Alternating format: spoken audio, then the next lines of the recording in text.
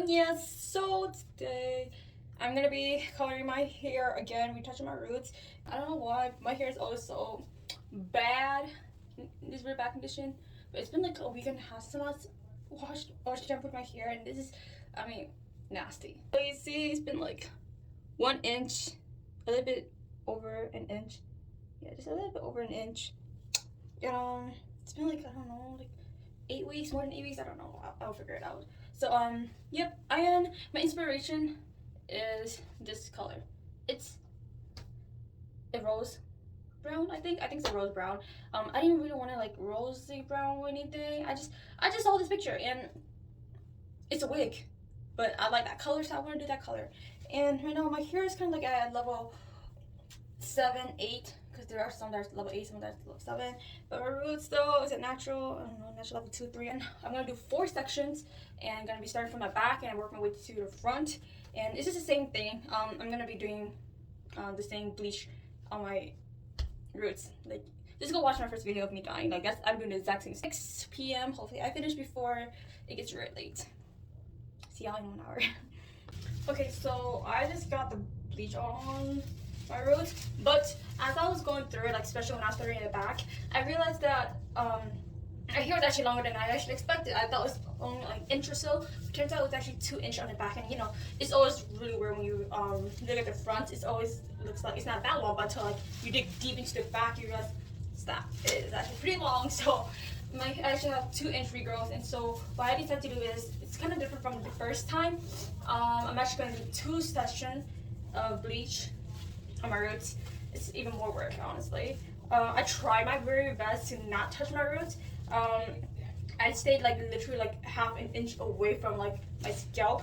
So literally I'm letting these area right here to like light up first, because these gonna take a little bit longer than the roots that's actually touching my scalp, because I have like human heat. And so like as you can see, this is already kind of processing in the back, and like you can see I did not touch any of my there's right there, like my roots right there. And it's because I'm gonna go over it. It won't take that long, but I had to start from here first just because it's darker here, and like the roots is a lot faster. So you see that's actually like 2 inch right there. So I only did like that much, and then leaving this out until like until the last 15-20 minutes. We'll see. I'm keeping track of time, so make sure you keep track of time. So right now I'm just letting it lift a bit, and then I'm gonna go right back into it, and yeah, see y'all. I'm gonna 10 more minutes before I rinse out my hair. I cross-checked multiple times on the back, especially just because I really want to make sure that everything has been bleached and has lifted. And right now I'm just waiting for like the sides to lighten up. It's taking a lot slower than I actually thought. I don't know if you guys can see, but right now this is at a level, I want to say level 6, but technically it's not. It looks like a level 5, kind of turns to 6. I need it to be at least level 7 or 8. So okay, this is how my hair turned out looking like. I feel like there's some that are still left, but I can't really, I think they're all good. My hair is not completely dry. I know that guide team likes applying color on dry hair. My first video of me coloring my hair, I didn't do that with my dry hair. I did it wet because it was really nice, so I just kind of wanted to get it over with. But my hair is not 100% dry, but it's not 100% wet either, so it's kind of like 80%, maybe 70% dry, because it's still wet. Anyways, I have 2 color formulation. The color is in the description below. Anyways, it's gonna be darker. It's more on a level 6. I'm gonna transition to 7 to 8. I'm so sad that I don't have 8 DL, which is 8 Dusty Lavender. I thought I did, but I did not have it, so I did 6 DL with a crystal clear, kind of to dilute it a bit.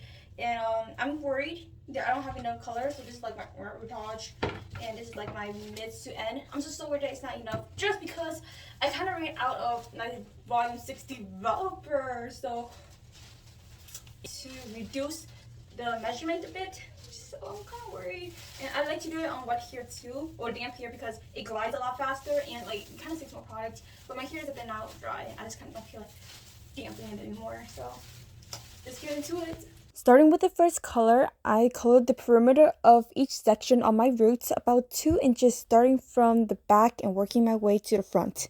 Using the second color, I'm working from mids to end and using my hands to saturate everything thoroughly.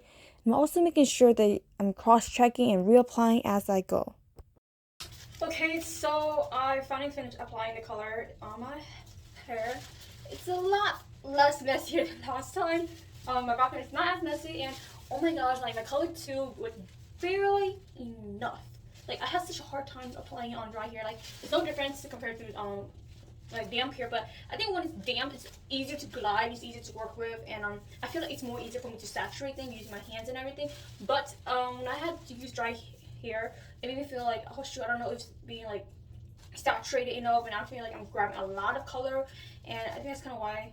I think I prefer doing a bit more damp just because it's damp. Then I feel like I'm grabbing enough color, and I mean it's easy for me to blend it. Whereas dry, it's just so hard for me to blend because it's dry. I have to like work through it, and I mean it is wet now because of the color, but it just seems. I'm gonna use a white tooth comb. I always do this. Like every single client I work with, I always comb through it with a white tooth comb, and especially because I use two different colors too. I like to comb through it. If anything, if it doesn't turn out like the picture, totally cool. I'm not that picky. Because you know, you never know what hair do. And like if you're an expert, that's great. I'm not a professional yet. I'm still technically a student. And if it doesn't turn out like the hair, that's cool. I kind of did want it dark. If it's darker, that's good. If it's light, then that's fine too. Even though the picture is lighter, but it's whatever. I'm cool with anything. I just know that I applied everything and it got all good and everything. I'll just see y'all when I'm done.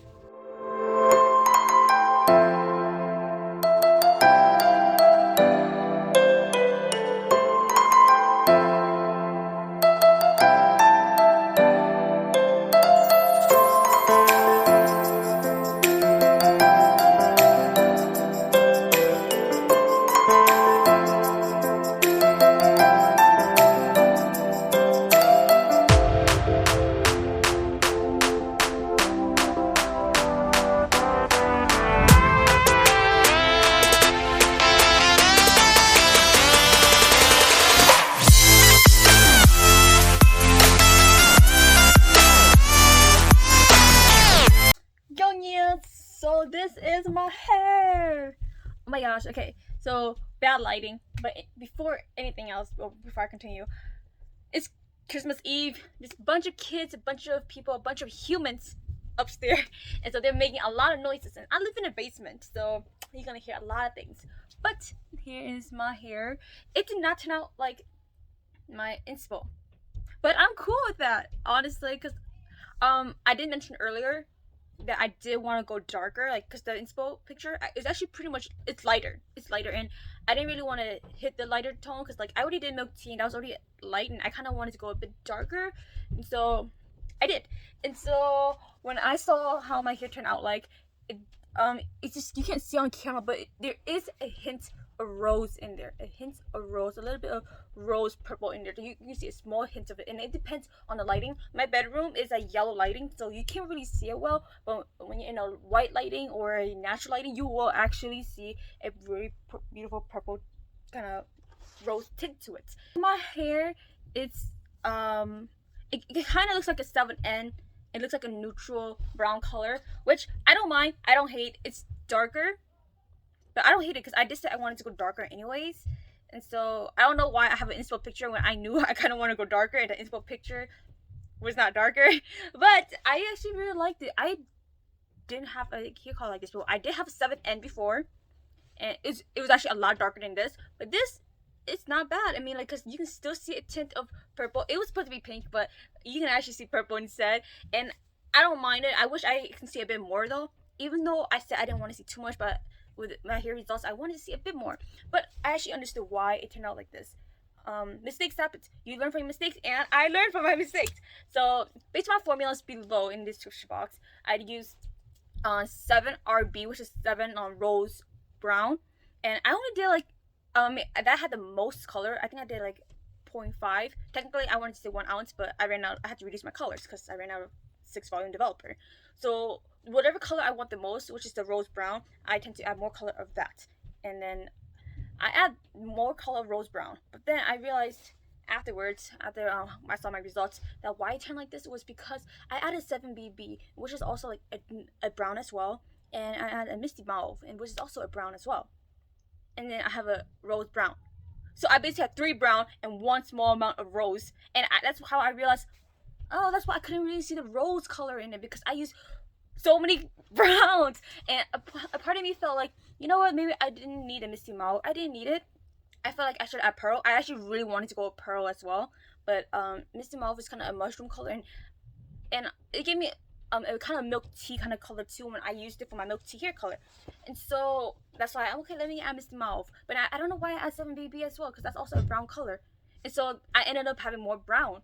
So it's cool. Like, learn from mistakes. I learned that I messed up my formulation, but it still turned out like really nice. It's still a pretty brown. And I did add a pink color in there. I wanted to use the pink dual booster color, but I didn't have that. And it was Christmas week already, and I'm like, you know what, I don't got time to go shopping. Let me just use whatever I had. And it turned out I did have 8DL.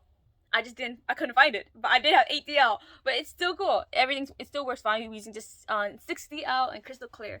But this is my hair results. I actually really like it. Let me just give you like a close up. It looks really pretty, and like, I know you can't really see the kind of rosiness in it, but it's because there was just a small amount of rose, a small amount of pink in there, that all the brown was like, it's more dominant. It basically overpowered it. So I don't mind it, honestly. I actually like it, and I did want to go darker, so yep, I like it better than that inspo pic. So